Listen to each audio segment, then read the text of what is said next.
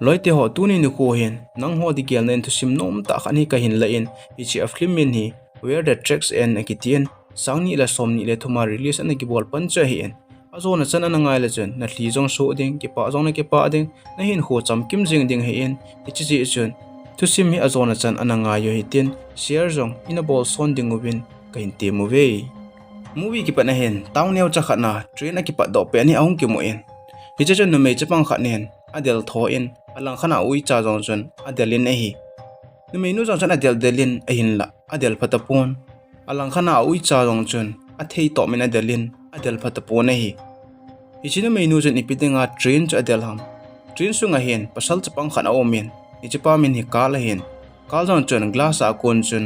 ichilai muna aloi agol ho cha ve en hi ti chun lungel no mota chun au me ne hi hi choloi hi ichana ki ngai lu wa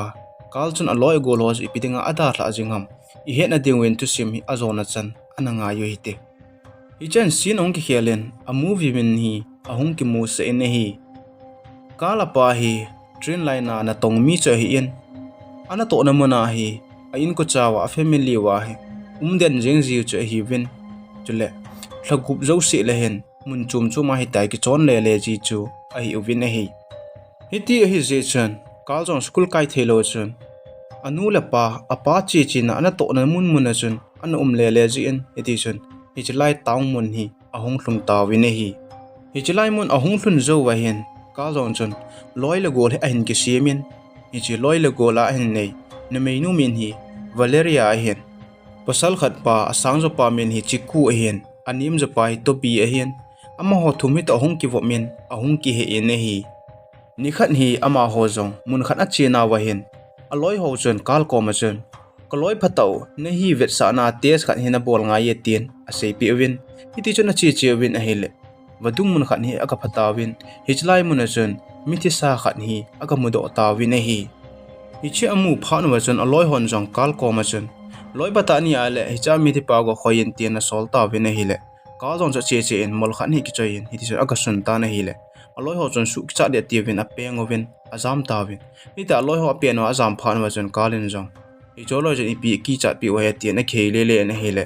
gamla mun khana kun chun ui cha kha ni ahung po do tan ui cha mu pha chana man jong o hi cha thi pa hin malik pa ha mati en a kho poi ken phar cha na ve sui na nge tien hi ti chun ui cha su a hin ki pui ta na hi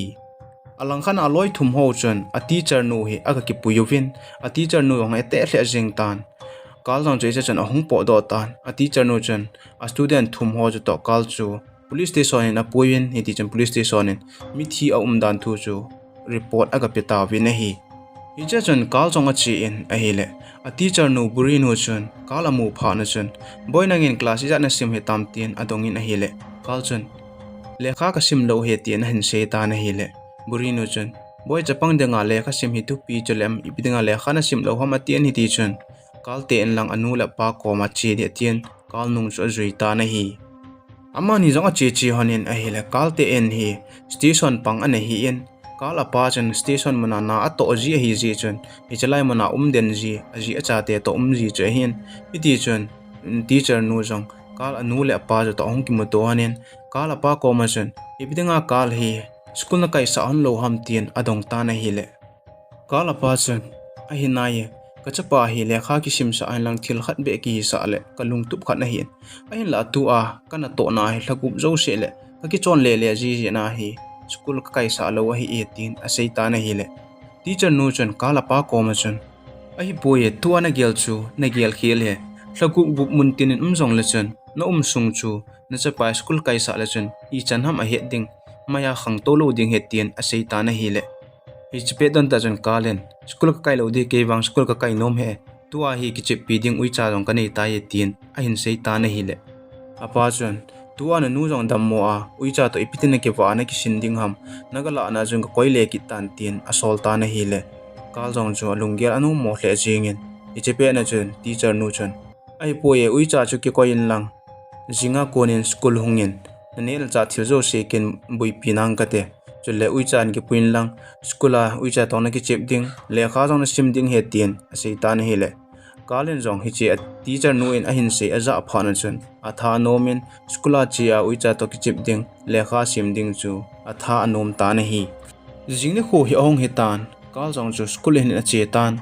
school in a hlun ding ko na hin aloi ho tong ki su to tawin ne meinu zong chun kal ko ma chun ipidang uicha skulan hin ki pui ham ti na hi le kal chun ne meinu ko ma chun ka hin ki pui mong hi hoila ham ke classroom a ti na hi le ne meinu chun ke classroom na team nang classroom poya hichela in hi teacher no na hin school in jong hi in room khat bo hi in hichelai room hi ta khana ai diu lekha sim diu he tin a sei pi ta ni ti chon amo jong school in hi alu ta vi na hi school sung alu na wajan teacher no jon kal chu lekha khan hi pi in hinsimo boy tin a hin sol ta na hi le kal chon lekha sim kha lo to lekha jong pharcha sim thei lo to hi le asim thei ta pon hichi jo chon teacher non jong school ki khen ten le in langin chin lang aga na the bangin hong ki le ki nen cheteng chole lekha pharcha ka hilding he tin a sei pi ta na hi ha chom kha zo hin amo jong school ong ki khen ta win school ki khen hen aloi mi thum to ong ki jot khom win idi chon alit ten la pi hinom ham tin ong ki dong ta win e le chiku chon inu ipa te wen ni chilai mona na thakana to hin e ho jong ilit ten le thakana na to ngoi te tin a sei jin to bi chon keiwang kalit ten le train toll train driver ka hino me tin a hin sein ne menu chon keiwang kalit ten le kamin than sa no me tin a hin sein iti chon kal adong ta win a hi le kal chon keiwang kalung tup jong om poi he tia he inu ipa te to achi chi na wa chi le le a munmuna le le a le nom ka sape ne tin a sei ta na hi iti chon ama ho jong a in chi wa ki ju ta win kal jong in a thuna chon bu ane en ni hla langa hen a teacher nun a ko na bang chon ni hla lang hen a school in munu chu azun ta na hi kal jong cho teacher nu ko ma hlung tan teacher nu chon lekha asim sa tan achanga asim sa chon kal chon asim theilo ji chon asim thei pon hidi chon a teacher nu ko ma chon ne ngai da mo ti na hi la teacher nu chon iptinga ngai da na thum ham ti na hi le kal chon kasim thei hi e teacher ati in a hi le teacher nu chon a hi le boy hong ta hilinge ati in kal ko ma chon nali tele na pa bang banga na to pu hitabang huna to nom ham hitabang hu gial hi en a he tin a sei jin a hi le kal chon a hi di hi e teacher a hi wanga ka pa en kana to no ma no me tin a sei jin a hi le hi che chon a teacher no cha lung a hung hang tan kal na sim no ma la sim na sim no lo wa la sim da jengo ka time nei we sa be me ati en a hi le kal jong chon teacher no ko ma okay teacher a hi lo wa la chi ta nge tin a chi go ta na hi le teacher nu chun khungai te ati en hidi chun abiste bung hi avet sa en apin a hele kal cha thanom hle jeng en teacher nu chun ibidanga na chu thanom ham na sim the hi nama te na hele kal chun a hi poe alim ka vet no me ati en hidi chun teacher nu jong kal ko ma chun na de ya hele tam ta pi ka pi ding ne hi e ni se in school hong ta a jing teng la hong ki ta ati na hele kal jong chun henge teacher ati ni ti chun uicha ki puyen a che ta na hi alang khana hichelai vela education office kan hi ahong ki mo in hichelai muna hon hichelai vela school neu cha cha ho hi kha a bona school len ta khan hi ondo de ti lunggela ne yuben iti chon thupile le ding hin officer khan hi angan se ta wi na hi zan ahong hi tan kal jong ina om pe na hin apa kom chun he pa ta nang na to hi ha sa ham tien adong ta na hi le apa jong chun hinge boy kana to hi ha san hi tien achapa kom chen aha adan cha sei pi ta na hi jingni kho ahong hi ki tan chapang ho jong school chi ki tawen a teacher no ven class ala pe na hen kal cha nung langin a ki tungin he ti chun lekha cha sun ning tan a hi le teacher no chun aga ve in a hi le kal chun drawing hi ana bol tan drawing a bol mu pha na chun teacher no lung hangin kal ko ma chun hi chalai mo na hina nup na ma denga nong ham lekha sim dinga nong ham ipi bol nga hong ni ham lekha pachan simu ven tin ahil ta na hi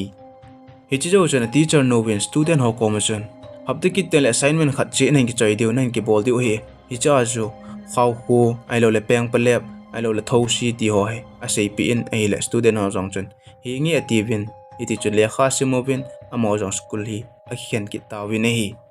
school ki khen ave hin amo jong a thaw nom hle jeng win iti chun a kyolim win ka jong cha oi cha to ki chemin a hin la oi cha hi a sei ngai po ne hi aji chu towin ationg le atoji pon dingin ationg le atoji in itia se ngai lo je chun aloi chi ku chun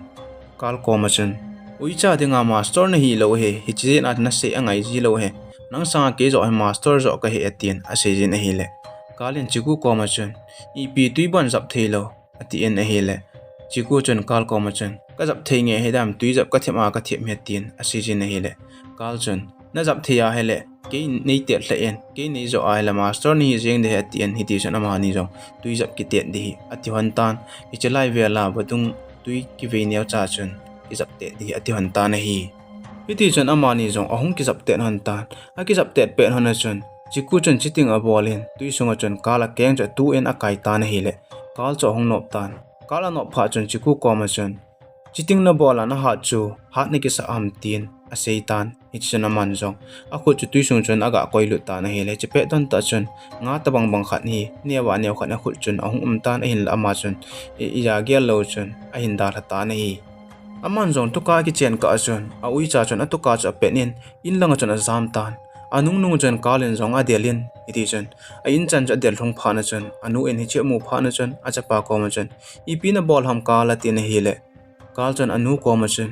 e no ui cha bo chui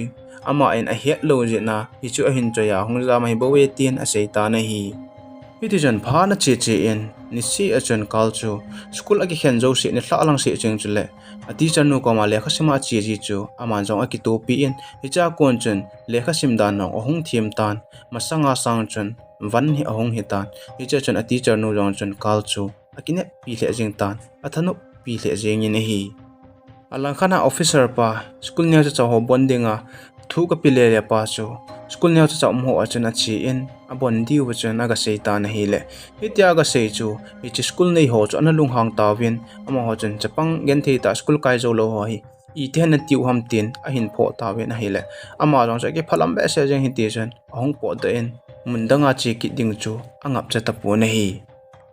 alang khana kal jong chu extra class school agi khen se ten law ama chu ni hla lang teng len a teacher nu kom chu lekha sim ding na che jin hi ti chen aman lekha sim to tu a lekha pi ji ho icha lim ji ho chu aman jo avet nomin icho cha drawing bol lang yong hi ama tha nomin iti chun teacher nu en kal ko ma chun boy lekha na sim chu na phat chum pi na em atin hi le chapang pa jong chun ingi teacher ka phachum pi hle jeng etian a sei na hi le teacher nu chun very good ati en iti chun na le ten le pin hi nom em tin a dong kin en hi le kal jong chun teacher nu ko ma chun ka he po ye teacher tu chana he kalung gela kali ting ipi ki ding ham ti jong chu ka gel kha hi la ya tin a sei jin hi le teacher nu chun tu akona na gel pana hele na gel gel chuna le te na hi jeng ding he tin a sei jin hi le kalin a teacher nu ko ma chun ale teacher nang ite akona teacher nong hi tam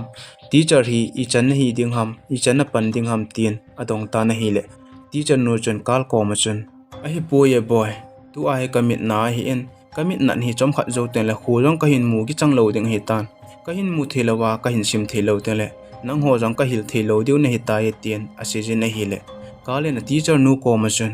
lungnya hui tang teacher namu thelawa na sim thelo ten le ke kom hi le em ken ka sim ding a hi ta ye ken ka hil ding a hi ta ye tin a se jin na hi le hitia kale na se chun teacher nu alung alen hu jingin teacher nu chun kal ko ma chun boy nang tabi khat hi cha khat kan ne yin gari a hian ka ji pa to an accident hon tan ana thion tan tu a jong nang hi ka chapa bang manga ka gel na hi in nang jong lekha na go nen lekha na thiemen ki pa pi hle jenge tin a sejin a hi le kal jong chu a tha nom hle jengin a teacher nu jong chun lekha bu khan hi apiki tan a hi le kal jong chun teacher nu ko ma chun teacher zolanga nei do na le te pi ni no mem na ti chu ke jong ka le tele nang bang banga teacher khat ka hi no me tin seita na hi le teacher nu ni che za chun ki pa be se jengin a emotional do jingin hi jingna ko he ong he tan jingna ko hen kum se hen hi chlai mon a hen company khat chapong ve nom ding bol ho khat hi ahung ta win amo hong pha na chamon jong ve nom mo win a hen la ticket man de anei ta po win ticket man de anei lo bu pha nu chun ama hol a chi ku chun aloi ho kom chun hungin til khat na sei pi wing te atn hi ti chun mun khat mi house ta in khat na hen aloi ho chu apui ta na hi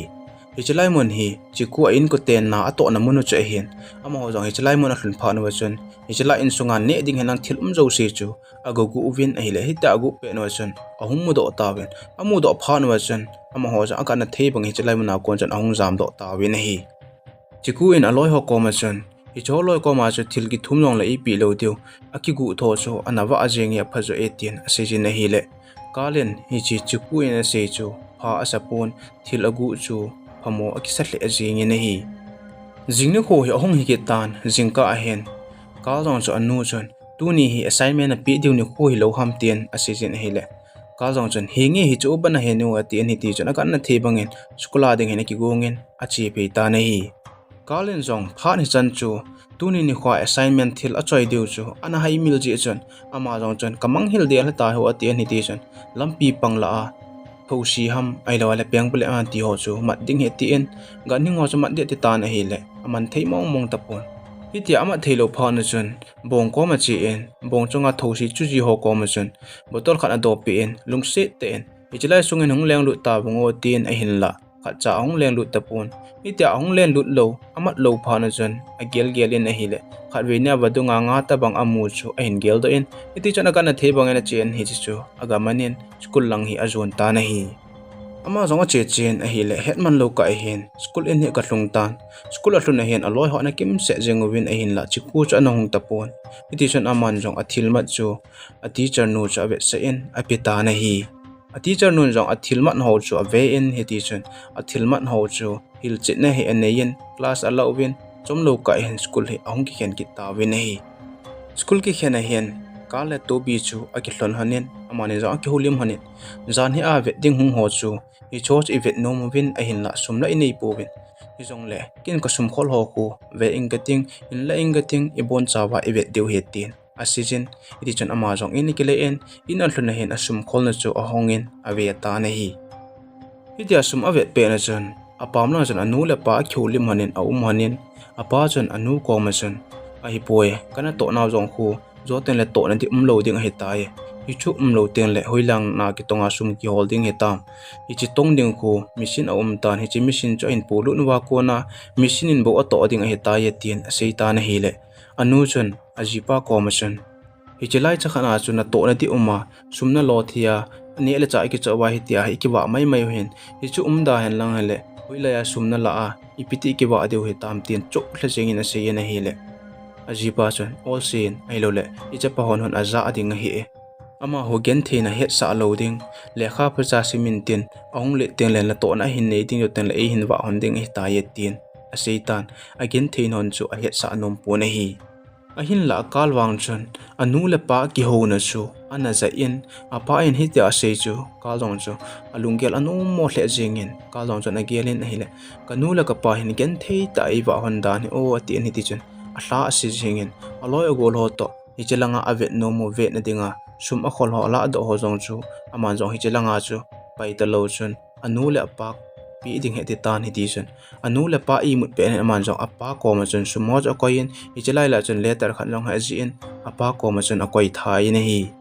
apa jong cho hong khang ta na hele sumo cho in mutan chele letter kha jong cho in mutan letter amu wang chun ama chu lekha sim lo an hi ji chun asim ji a he ta pon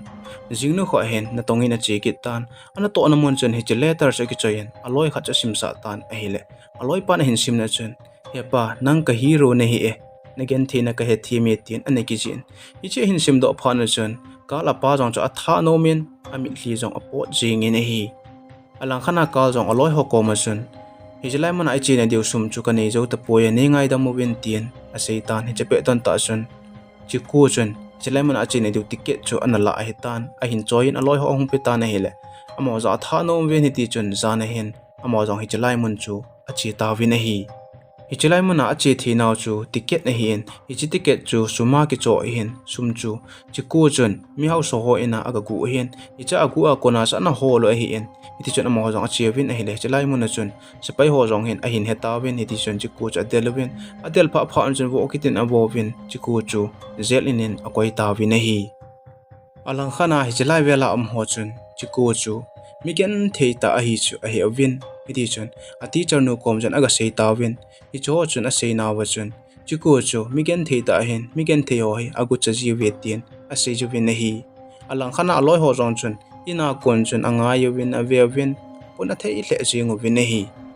hi jelai vela ho chun chiku te chu Migenthei ta hi je chun an noi se le jeng win chiku in ma sum ahin gu ki je chun koima amu nom ta po win zelna na aga veding aga chi ding jong sa ta pon jan khang hen kal he chi in kal chun aloi pa chiku ko ma chun na loi na gol ki ho nei ngai lu ji na wa hi chilai mun na lu na hi in hi chilanga ho khun man thin jong sei po ve tin a se je ne hi le chiku jong chun kal ko ma chun ne he nem hi choloin ei bol naw khu mi hi me hi sa lo ham kanula ka pa hu gan hing sanga kho za abole hi cha kin jong phu kala a hi chu sum chu ka gu he tin a se jin ka jong chun chiku ko ma chun lung neu hi en hi choloi on hit ta na vet ni mu chu zo tele na hin za deu na hin vet sang na ding ovin I teacher no win ahil bangu chun lekha phar chen chimin lang na lung tup kha chu I pi ham hi chu tup jing la chun nung le tele ma ho tu an noi si ho khon na hin za deu he ta yatin a sejin ahilin hi ti chun lekha bu kha chu ada hla pi ta na hi chiku jong aloi pan lekha pi pha chun a tha no men aloi pa ko ma chun lekha phar chan siming gating ko hung le ten le thil khat be hing gating tu ai noi si ho khun ei za na thei dewa ko hung ding he tin a sejin aloi pa kom chen nang tabang loi pha kul pha ka ne hi mi wang phata ka hi e tin a sejin ne hi jing kho he ong he tan jing ka hen anu le pa chen kal cha to pi en apa chen kal ko ma chen ai boy Ichelai muna hi to di loading a hitan a loading la sum lo na di loading ikiwa na di loading a hitan ichelai ko na hi atien a hile kalson ichelai muna ko na po do ding tia a sei di a het ji ison aman jong ai po ya pa ichelai muna ko na ka po do num ta po e ka teacher no ka skulu ka loi ku gol ho ka ngai wal jeng atien a season a hile anu chon ipi hile boy na pa to sei chu ga ngai chai ti di tungo na pa to sei sa chai ti di tang atien a hile apa chon Hichilai mon ka to na muna hi to di loading a hitan machine na a hin to de tan ichi na chu hichilai ka to na ko na haya hichilai ma mai diu mun cho ma to na ko holding a hita yetin achapa kom chun sei ta na hi le achapa kal chu hicha chun a hing hut jing in hi hichilai muna ko na apo do lo diu ji chun ka jong cha tha nom khle jing in awi cha chu ki puin hi ti chun mun tin chun a hlai le en Hichilai muna ko ding hi e kum ki te na school ka kai ding hi atien a sejen mi ki chon do go ko ma jong chun ke hichilai muna kum ki te na school ka kai na lai ding he tien aga sejen hiti chun aloi na menu kom jong a chi en hichilai muna a ding chu aga sei pe en alang khana aloi pa chi ko jong chu hichi jing ka a chana la do he tan ama ko ma jong chun a chi en chi ko ma jong chun hichilai muna ko na ka po do loading a he thakha chana I ki bom jing ding o he kum ki te na school ka kai na lai ding he tien a sejen ada la kitan aloi pa chi ko jong chu atha nom hle jing in hi hijini ko chen kala pa jong na tong ding in a che kin in a hi le na to pe no wa hin gu ong ju tan gu azu pha chen ma ho jong mun kha chen ta win a hi le hijini kha a goi ho chen na phapo wen choloi chen gu azu ma na pidinga na hayo ham gu zu hi jong le tho un lang tong tawang a tien a sen tho jeng na hi le mo jong chen sei be di dang a het lo ji we chen gu chu tho win na chu atong ta win a hi alang khana kal tho jong school hi akai win school akai pe no chen a teacher no chen ichi lekha sim ji ahil ji ho chu ahin sim thei ta pon ahin mu che ta pon na hi le kal jong chen teacher no kom chen teacher ken sim na nge atien edi chen teacher no lekha cha la pe na man jong a teacher no sim ding chu pu leng longen ahin sim thata na hi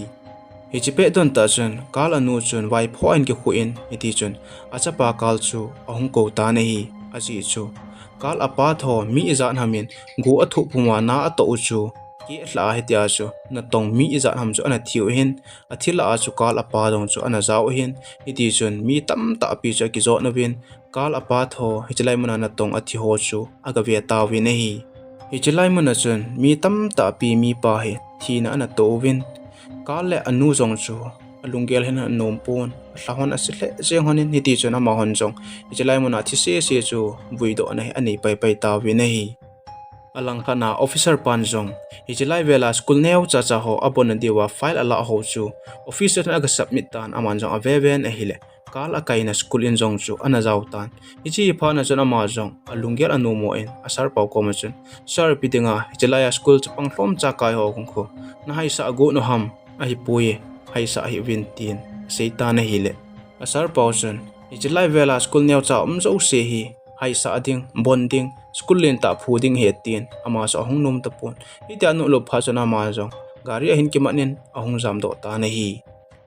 pha na che chen a hi le zan ahung he tan zan hen kal jong apai na da hla zi chun alung an in mun kha chuna ki tungin ahile anu chun achapa ko ma chun ai boy hicha ko na ipo do hon lo wa hele ichilai muna hana hele eni na to the jong lo sum lo na ding jong lo zo ten la ki lai thi hon ding he ti na sejin achapa cha ichilai muna a teacher nu a school inu ele aloi go lo angai zi chun apo do nom pon anu chun achapa ko ma chun ai boy hicha ko na ipo do hon jong le khat ve chalai mun ihung ji the ye tin a sejin a hile achapa chun heno he chalai mun ida hla ona avela ichi kin handing chu ta sana poi a tin a hile anu chun ichi kin hande he ati en kal jong anu ko ma chun heno chu ti a hele uicha jong ka ki pui ding a hi e tin a sejin a hile anu chun a hi boy uicha chuna ki pui a hele ipiti ki ba ona ipiti isin sa handing ham ichi sanga chun teacher nu comment da hla jing tan tin a sei ta na hile kalon chun sei be ding a heta pon lungel no mota chun a ta na hi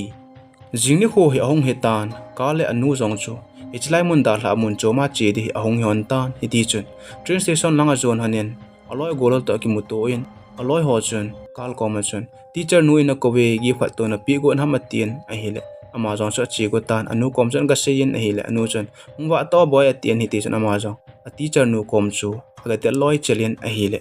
a teacher nu chun kale loi ho kom chun nglo loi tawang group photo khat ki lo te atien heti chon ki go lovin a hile a student si so kim su hi lovin alang khana chiku rong so hung zawin a hile kalen chiku mu phan jen chiku nang lo nung ham atien a hile chiku chun henge ko honge nangen lekha phaten simin ati hilo ham lekha ka sim ding hita ei noi si ho chu ka vet sa ding he kalit pha ten la tien a sejen hiti chna ma ho jong aki u movin group photo khat ni akela tawin a hi lima kila azo chun a teacher no wen kal chu room khana chun apui tan achang se achun icha chun kal teacher no kom chun teacher ka pain ei da tha to ka ti asa hle jenge ka in sung I piti ka hinwa ding ham school jong ka kai zo ding hinam ka he poya tin a season a hile teacher no chun na he ding kha chu hoilai munin che jong le chun lungniaw hi en itabang in Migenthei jong le chun ichi lekha sim ding hi sumil hi en school kai jingen lekha phaten simin na lungtup chu na hi do taka ase en phate chan lekha simin lang phate chan hin khomangin atien atil khobin chule lekha sa ta kha jong hi ape en a teacher no chun kal chu achapa banga ana gial jing ji chun angai lu hle jeng ti chun a kolin ama jong ami thli along jengin kal jong chu ami thli along jengin a hi hichi jo chun kal jong station lang cho hong kinung le kinen eti chun tri chung chun anu ta kal do an tan kon ho jong aki kha gam tan train jong a che ding bo he tan hichi movie hong ki pa na chapang nun train a che ding ko na train a hindel chu hichi he tan hichi chapang nu jong chun kal ko ma ju goodbye thot ding ati in a hindel tan a hile a ui cha jong chun a hindel tan train jong cho ki pat tan asunga kal chun a he phapon anu chun a sei pi in a hile kal jong cho window kon hong da in Valeria Commerson ka che tai anadam se tabo tin baba hi athot tan Valeria ong chun adel pha chi hi ta lo je chun anadam se to ati ani ti chun akinga tan alang khana ui cha jong chun adel phata pu ne hi kalin hislai mun ada hla alung hela chu hi chi aloi ho keu choi lovin a school kai chan khompi chapang zo se jong chun kal changai le jengovin asamovin kal Commerson khatwei be hong ki no tien a sejawin ka jong cho tha nomin alung a helen aloi ho Commerson khatwei be kung ki ding he tin asam ta na hi alang khana chiku jong chu mun sang ta na ki tungin kal Commerson kal anadam se to nang banga loi phating ka nei poye tin at mang pha thonin ka jong jon aloi ho cho mang pha thonin train jong a ha ji jon ama hon jong aman chan ge chu ave hlum ta wi na hi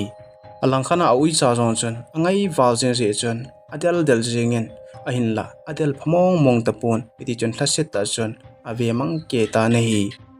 alang khana teacher nu jong ina pe na hin train gin he en jatan train gin aza jon alung ahel hle jengin train aki ton mang na lang chu aga ve ta na hi aji chu kal chu ama en phani chan hin kisin pi chu acha banga ana gel jing chu na hi in kal chu hicha ko na achi ding chu za da thi a hi lo je chun ama ding in lampi dang a pon angai hle jeng wanga chun I asei thei pon hi ti chun kal chena lang cha ve in a kap ta na hi alang khana kal jong traina pe na chun ama jong chun aloi agol a teacher nu hen lang hichalai mun chu agelin lungel nu mota hen a tan alungel hen thildang hi poye lekha pharcha simding atien iti chun achina langmuna lekha pharcha simding hi atitan lunglen hi ahin kengta na hi hiti chun phan ache en kumtam pi ache zawa hin pasal khani officer pa bang chun hijala school in chun ache tan hicha teacher nu chu an hitlowin mei chom hi an hita ama jong chun hichi school hi government hoin a kha deu he ta yetin aga seitan hi le hichinu mei nu chun a kha ding hi ananum ta pon hi hichinu mei nu hi koidang na hi lo valeria chu an hita ama jong chun kanum poye hichi ki kha aile chapang asim zo lo ho he kon ahil ding hoila asim deu he tam te na sejen ama jong chun